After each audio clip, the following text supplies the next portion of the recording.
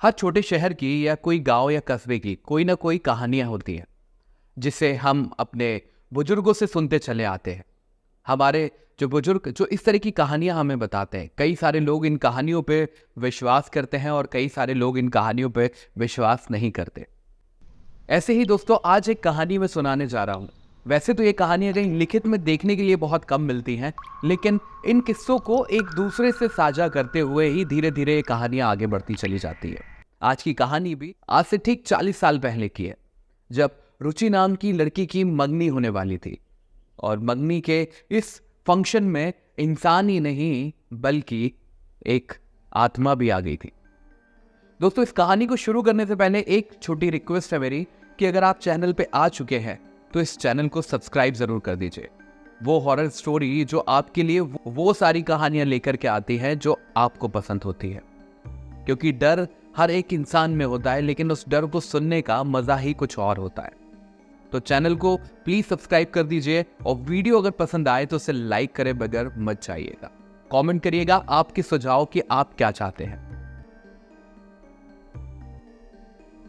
दोस्तों, ये आत्मा जब इस घर के अंदर आई तो पूरे घर का माहौल ही बदल गया। तो चलिए अब करते हैं वीडियो को शुरू।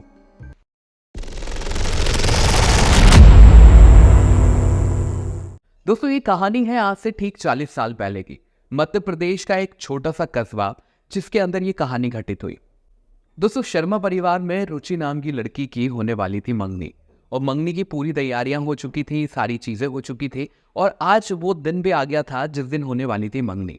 मंगनी के लिए बहुत सारे मेहमान जो घर पे आ रहे थे, और ऐसे ही सुबह से ही मेहमानों का आना जाना चालू हो गया था। तो सुबह से ये क्रम चालू हुआ जो कि रात तक नहीं रुका। अब दोस्तों अंधेरा हो चुका था, और अंधेरा होने के बाद लगभग 7 साढ़े 7 बजे के आसपास रुचि के घर के सामने एक ऑटो रुकता है, और उस ऑटो में से एक महिला निकलती है। वो महिला लाल कलर की साड़ी पहनी होती है, उसका चेहरा यहाँ तक ढका होता है, क्योंकि अक्सर छोटे कस्बों में और गाँवों में महिलाएं जो होती हैं वो घूंघट डालने के बाद ही घर से निकलती हैं, क्योंकि गांव की ये प्रथा होती है जहां बड़ों के सम्मान में किसी को अपना चेहरा नहीं दिखाया जाता। ये महिला भी ऑटो से उतरती है, लेकिन बहुत सारे मेहमानों के बीच में ये महिला कहाँ से आई, कब आई और क्यों आई, ये अभी तक किसी को नहीं पता था। ये ऑटो से उतर के सीधे शर्मा जी के घर में चली जाती है और महिला वाले कमरे में जाके बैठ जाती है, जहां महिलाएं बहुत सारी बातें कर रही हैं। अब बड़ा अजीब घर वालों को ये लगा कि कोई इस महिला को जानता नहीं था, और इसने किसी से बात नहीं करी, ये सीधे उस कमरे में आकर के बैठ गई। तभी रुचि ने अपनी माँ से पूछा कि माँ, ये कौन है? माँ ने बोला, शायद हो सकता है तेरी मौसी की कोई सहेली हो, मैं तो इसे नहीं जानती। तब रुचि ने जाकर के उस महिला से पूछा, आप कौन हैं और आप कहाँ से आई हैं? तो वो महिला ने बड़ा अजीब जवाब दिया। उसने बोला, तुम्हारे दूल्हे का नाम क्या है? और जैसे ही रुचि ने उस दूल्हे का नाम बताया, ये बड़ी अजीब सी हंसी में हंसने लगी, और इसकी हंसी सुनकर के सब लोग एकदम शांत हो गए। सारी महिलाएं जो आपस में बातें कर रही थी वो एकदम चुप हो गई, और रुचि ने इससे पूछा कि आप हंस क्यों रही है? तभी इस महिला ने फिर से एक बार पूछा, तुम्हारे दूल्हे का नाम क्या है? और इस बार रुचि ने कोई जवाब नहीं दिया। रुचि ने फिर सवाल किया कि आप कौन हो और यहाँ क्यों आई हो, किसके रिश्तेदार हो, आपका चेहरा तो बताइए। उस समय उस महिला ने घूंघट उठाने से इनकार कर दिया, और फिर वही सवाल पूछा कि दूल्हे का नाम क्या है। तभी एक अंदर आती हुई महिला को पीछे की कहानी नहीं पता थी कि ये महिला अभी हंसी है, ऐसा कुछ। उसने आकर के फिर से एक बार दूल्हे का नाम लिया, और ये फिर से उसी टोन में वैसी ही हंसी के साथ हंसने लगी। ये बड़ा अजीब लगा सबको, बहुत ही अजीब सी ये कहानी थी।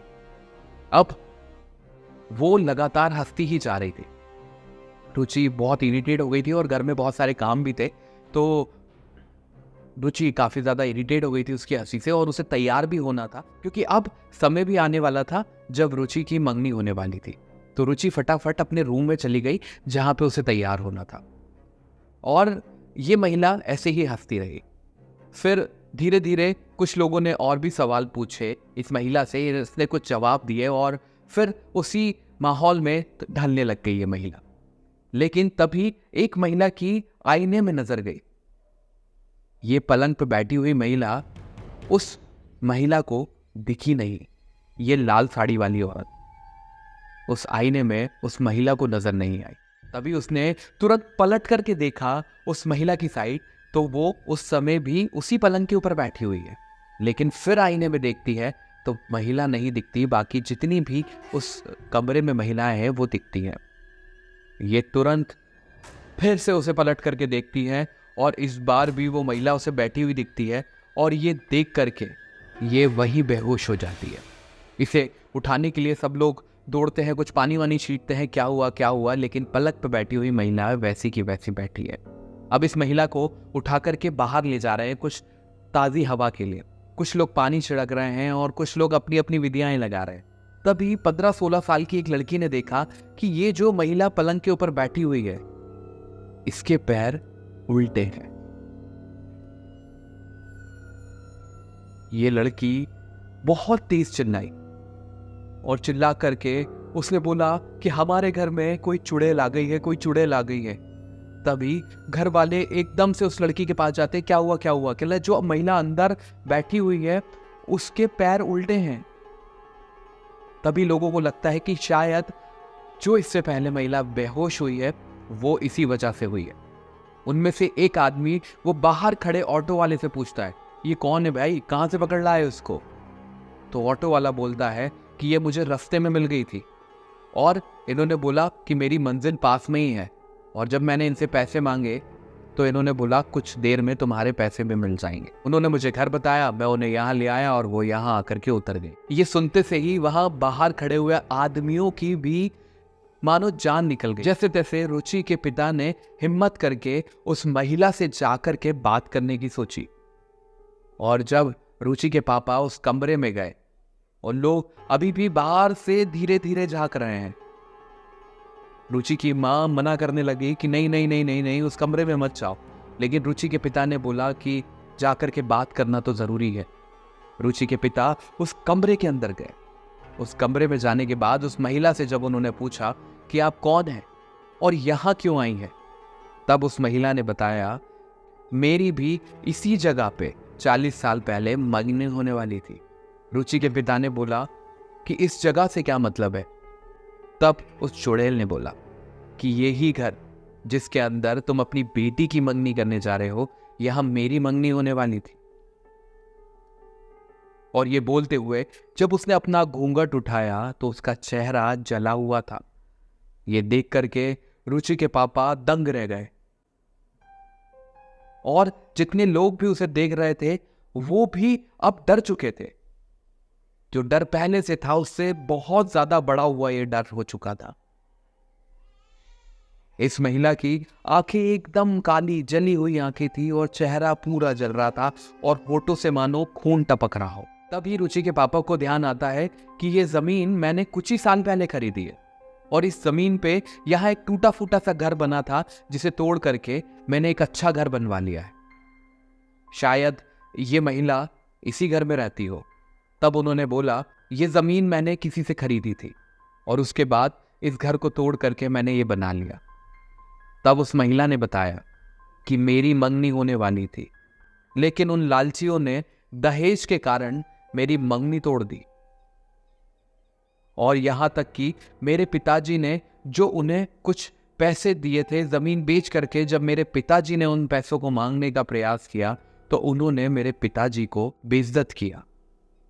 और इतना ही नहीं, उन दरिंदों ने मेरे इस घर के अंदर आग लगा दी। जहां सब लोग तो बाहर चले गए थे, लेकिन मैं तैयार हो रही थी और तैयार होते वक्त मैं इस घर से बाहर नहीं निकल पाई और मैं उसी आग में जल के मर गई। आज इतने सालों बाद फिर इस घर के अंदर एक मंगनी होने जा रही है और इस बार वो दूल्हा मेरा होगा। उस दूल्हे को मैं अपने साथ ले जाऊंगी। ये सुनते से ही सब लोग ठहम से गए।